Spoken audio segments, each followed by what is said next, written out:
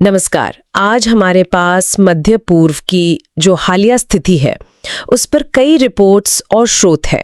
हम कोशिश करेंगे कि गाजा में युद्ध विराम की कोशिशों से लेकर ईरान और इजराइल के बीच जो तनाव है और इसका जो पूरा असर पड़ रहा है क्षेत्र पर, इन सब पर जो ज़रूरी जानकारी है उसे निकालें।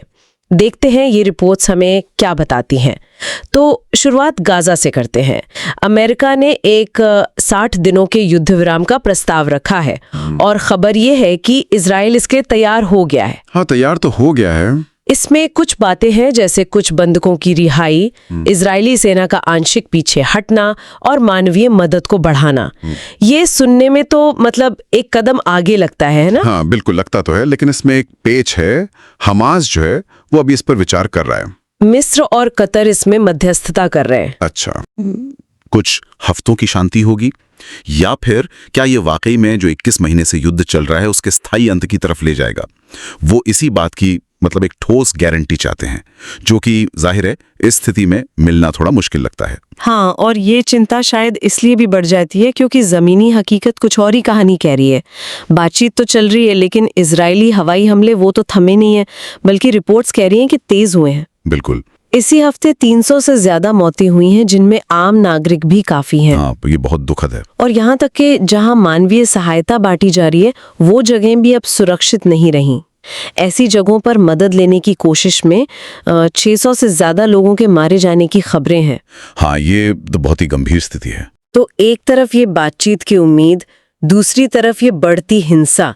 स्थिति मतलब बहुत ही नाजुक बनी हुई है। उम्मीद यही है कि हमास जल्द कोई फैसला ले इस पर।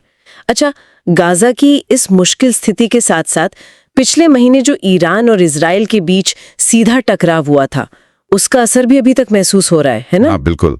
वो जो ईरानी परमाणु ठिकानों पर इजरायली हमले हुए थे, हाँ। उसके बाद करीब 12 दिन तक संघर्ष चला था और फिर अमेरिका ने बीच बचाव किया और युद्ध विराम हुआ। लेकिन इसका असर सिर्फ वहीं तक नहीं रहा। नहीं, बिल्कुल नहीं। ईरान के अंदर भी आप देखिए काफी उथल पुथल मची। हाँ। जो वहां के न्यायिक अधिकारी हैं उनके हवाले से 900 से ज्यादा मौतों की खबर आई। ये बहुत बड़ा आंकड़ा है। हाँ, काफी बड़ा। और इसके बाद ईरान ने देश के अंदर एक बड़ा सुरक्षा अभियान चलाया। सैकड़ों लोगों को हिरासत में लिया गया। खासकर जो कुर्द इलाके हैं, हाँ। वहां पर नियंत्रण और सख्त कर दिया गया है। और इसी बीच अमेरिका ने भी दबाव बढ़ाया है। हाँ, अमेरिका ने ईरान के तेल व्यापार पर नए प्रतिबंध लगा दिए हैं।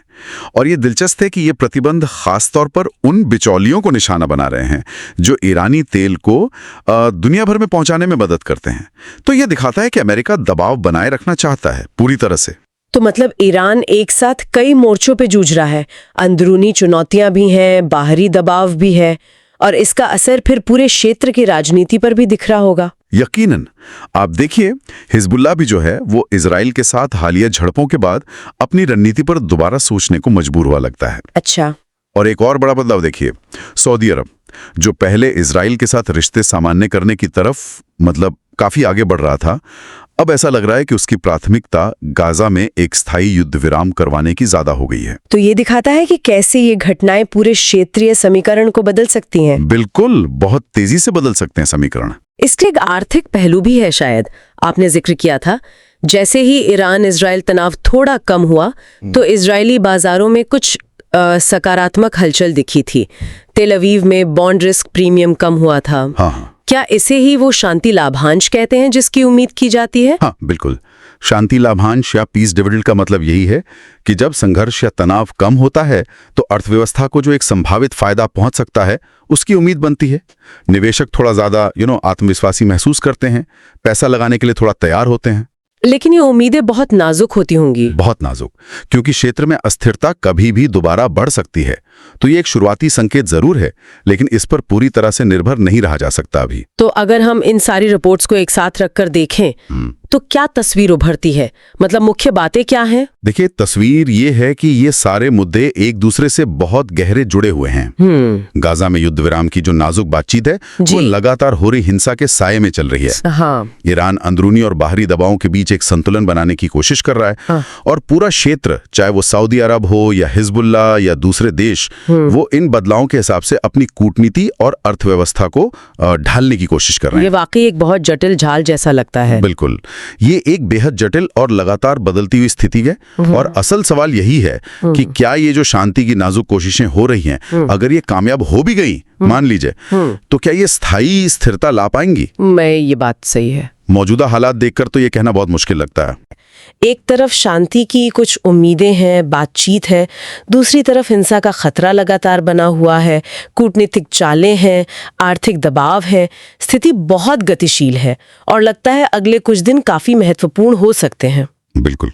और जाते जाते एक सवाल शायद हम सोचने के लिए छोड़ सकते हैं। ये स्रोत हमें तत्काल युद्ध विराम, हताहतों की संख्या, कूटनीतिक बातचीत, इन सब के बारे में तो बता रहे हैं, लेकिन अगर मान भी लें कि कल को हिंसा रुक जाती है, शत्रुता खत्म हो जाती है, तो गाजा और ईरान जैसे समाजों के सामने जो पुनर्निर्माण की लंबी चुनौतियां होंगी, मनोवैज्ञानिक, सामाजिक चुनौतियां, टूटे हुए घर, बिखरे हुए परिवार, लोगों के बीच का गहरा अविश्वास, उन अनदेखी चुनौतियों का क्या होगा जिनका जिक्र शायद इन तात्कालिक रिपोर्टों में हमें उतना नहीं मिलता है। इस पर सोचना जरूरी है।